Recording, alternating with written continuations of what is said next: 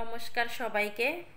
নরম তুলতুলে রসালো মুখে দিলেই মিলিয়ে যাবে এমন একটি পিঠার রেসিপি আজকে আপনাদের সাথে শেয়ার করব। দেখতে যেমন লোভনীয়, খেতেও কিন্তু অনেক মজাদার। যদিও পিঠাটা আমি ফার্স্ট টাইম তৈরি করেছি, ফার্স্ট টাইম তৈরি করে এই পিঠার প্রেমে আমি পড়ে গেছি। আজ আমি যেভাবে এই পিঠাটা তৈরি করব, আপনারা বাসায় একবার হলো এই পিঠাটা তৈরি করে খেয়ে দেখবেন। মূল রেসিপিতে চলে আসলাম। প্রথমে একটা ডিম লাগবে, ডিমটা আমি ভেঙে নিলাম। এখনে আমি এখানে দিয়ে দিলাম 1 চামচের মতো চিনি। এবার এই ডিম আর চিনি ভালোভাবে আমি মিশিয়ে নিব যাতে ডিমটা ভালোভাবে ফেটে যায়। তারপরে এখানে 1 চামচের মতো দিয়ে দিলাম দুধ। সবগুলো উপকরণ আমি ভালোভাবে একটু ফেটিয়ে নিব। ফেটিয়ে নেওয়া হয়ে গেছে। এখন এখানে হাফ কাপ সুজি নিয়েছি। এখানে কিন্তু একটা ডিমের জন্য হাফ কাপ সুজি যথেষ্ট। যদি 1 কাপ সুজি নিতে চান তাহলে 2টো ডিম ব্যবহার করবেন। স্বাদমতো একটু লবণ দিলাম। অনেকে মিষ্টিতে লবণ খেতে চান না, তারা কিন্তু এই লবণটা বাদ দিতে পারেন। তারপরে সুজিটা দেওয়ার পরে আমি ভালোভাবে আবারও মিশিয়ে নিচ্ছি। মেশাতে মেশাতে একটা সময় দেখবেন যে সব উপকরণগুলো খুব সুন্দরভাবে মেশানো হয়ে গেছে। এটা রেস্টে রেখে দিয়েছিলাম আমি 10 মিনিট। 10 মিনিটে আরও ঘন হয়ে গেছে দেখেন।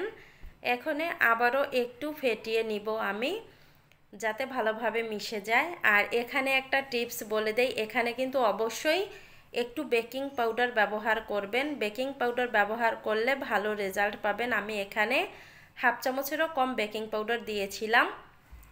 তারপরে আমি যে চুলায় চলে আসলাম। আগে থেকে আমি দুধটা জাল করে নিয়েছি কিছুক্ষণ। তারপরে এই যে আবারও এবার জাল করব, এজন্য দুধের মধ্যে দিয়ে দিলাম স্বাদ মতো চিনি।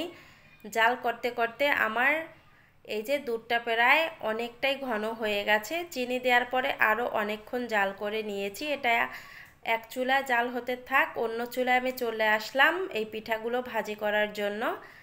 এই যে আমি তেল দিয়েছি, আর তেলটা কিন্তু একেবারে লো হিটে রেখে গরম করতে হবে। এখানে কিন্তু বেশি যদি গরম হয়ে যায় পিঠাগুলো পুড়ে যাবে, মানে লালচে হয়ে যাবে।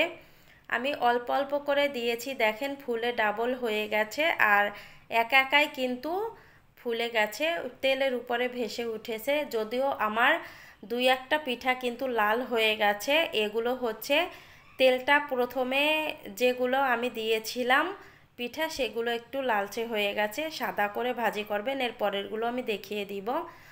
এই যে আমি গরম দুধের মধ্যে গরম পিঠা দিয়ে দিলাম, আর পরের পিঠাগুলো এরকম ভাজি করেছি। 1 মিনিটের মতো ভাজি করবেন, তাহলেই কিন্তু হয়ে যাবে। এটা 1 ঘন্টা রেস্টে রেখে দিব। দুধের মধ্যে আমি পিঠাগুলো 1 ঘন্টা রেস্টে রেখে দিয়েছিলাম। দেখেন ফুলে কিন্তু ডাবল হয়ে গেছে, আর কতটা লোভনীয় হয়েছে দেখেই কিন্তু বুঝতে পারছেন। 1 ঘন্টায় এতটা সফট হয়েছে, ফুসফুস হয়েছে, তা একটু ভেঙে দেখাচ্ছি দেখেন। আর যদি 3 থেকে 4 ঘন্টা থাকতো তাহলে কেমন হতো। আজকের ভিডিওটা এখানেই আমি এন্ড করলাম।